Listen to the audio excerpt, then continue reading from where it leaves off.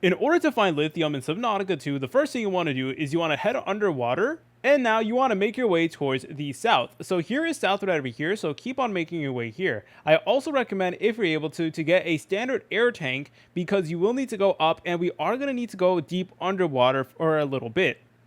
So anyways, you just want to keep on making your way here until we get to this section just like so. So you'll notice that we'll have like this piece of wreckage down here. And all you want to do is you want to make your way past it. By the way, I apologize if my device is lagging. Unfortunately, Subnautica 2 definitely does take a toll on my device. But besides the point, what you want to do is you want to keep on making your way here.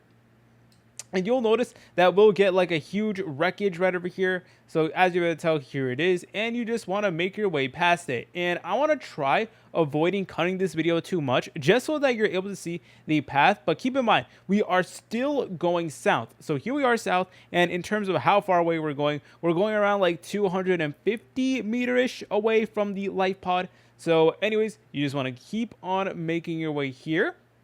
And what we're looking for is we're looking for a giant clam, and here it is to our right.